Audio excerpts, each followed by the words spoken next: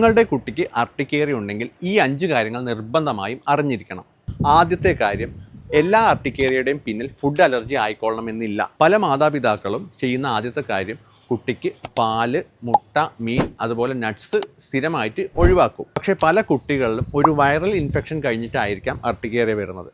ചില ആൾക്കാർക്ക് ചൂട് കൂടുന്ന സമയത്ത് കാണാം, ചില ആൾക്കാർക്ക് വല്ലാത്ത തണുപ്പ് വരുന്ന സമയത്ത് ഉണ്ടാവാം, വിയർക്കുന്ന സമയത്ത് ഉണ്ടാവാം, ഡസ്റ്റിനോട് എക്സ്പോഷർ വരുന്ന സമയത്ത് കാണിക്കാം. അപ്പോൾ ഓരോ ആൾക്കും ഓരോന്നായിരിക്കും ട്രിഗർ എന്നുള്ളത് കൃത്യമായിട്ട് ഐഡൻറ്റിഫൈ ചെയ്യുക. രണ്ടാമത്തെ കാര്യം, രാത്രികളിലാണ് അർട്ടിക്കേറിയ കൂടുന്നത്. ഇത് പാരൻസിനെ കൺഫ്യൂസ് ചെയ്യാം. കാരണം ചൂട്, വിയർപ്പ്, അതുപോലെ തന്നെ ടൈറ്റ് ആയിട്ടുള്ള ഡ്രസ്സ്, അതുപോലെ വളരെ കട്ടി കൂടിയ പുതപ്പ്, ഇതിലെ ചൂടെല്ലാം കുട്ടികളുടെ അർട്ടിക്കേറിയ ട്രിഗർ ആക്കാം. പ്രത്യേകിച്ച് വളരെ കട്ടി കൂടിയ പുതപ്പിൽ അബ്സോർബ് ചെയ്തിരിക്കുന്ന ഹീറ്റ് അർട്ടിക്കേറിയ കൂടുതലായിട്ട് ഫ്ലെയർ അപ്സ് ഉണ്ടാക്കും. മൂന്നാമത്തെ കാര്യം, അർട്ടിക്കേറിയ വരുന്ന സമയത്ത് കണ്ടിന്യൂസ് ആയിട്ടുള്ള സ്ക്രാച്ചിങ് കുറയ്ക്കുക. കാരണം വീണ്ടും വീണ്ടും ചൊറിയുന്നത് കൊണ്ട് തന്നെ അർട്ടിക്കേറിയ കുറച്ചുകൂടെ സ്പ്രെഡായ പോലെ നമുക്ക് തോന്നുകയും അതുപോലെ തന്നെ കണ്ടിന്യൂസ് ആയിട്ടുള്ള ഇച്ചിങ് കൂടുതൽ ഹിസ്റ്റമിൻ റിലീസ് ആവുകയും ബോഡിയിൽ തടിപ്പ് കൂടി നിൽക്കാനും സാധ്യതയുണ്ട്. അതുകൊണ്ട് തന്നെ കുട്ടികളിലെ നഖം മാക്സിമം ഷോർട്ടാക്കി കട്ട് ചെയ്ത് വെക്കുക. കാരണം ഈ ചൊറിയുമ്പോൾ ഇത് കൂടുതൽ ഇറിറ്റേഷൻ കൂട്ടും.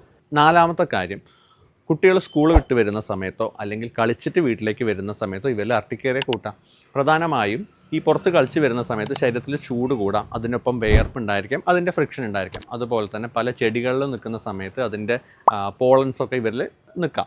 ഇത് ഇവരുടെ അർട്ടിക്കേറിയ കൂട്ടും. അതുകൊണ്ട് കുട്ടികൾ പുറത്തു പോയി വരുന്ന സമയത്ത് അവരുടെ ഡ്രസ്സ് മാറ്റുകയും നന്നായിട്ട് വാഷ് ചെയ്യാനും പാരൻസ് നിർബന്ധമായും ശ്രദ്ധിക്കണം. ഇനി അഞ്ചാമത്തെ കാര്യം, പലപ്പോഴും കുട്ടികളിൽ അർട്ടിക്കേറിയ കൺട്രോൾ ആവുന്ന സമയത്ത് പാരൻസ് പെട്ടെന്ന് മെഡിസിൻസ് സ്റ്റോപ്പ് ചെയ്യും.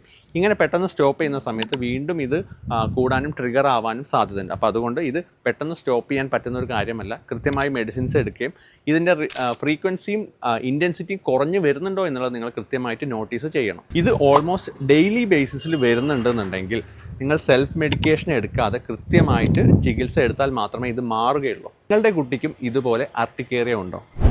അർട്ടിക്കേറിയയെ പറ്റിയിട്ടും അലർജിയെ പറ്റിയിട്ടും കൂടുതൽ ഇൻഫർമേഷൻസ് ലഭിക്കാൻ വേണ്ടിയിട്ട് ഈ പേജ് ഒന്ന് ഫോളോ ചെയ്യുക.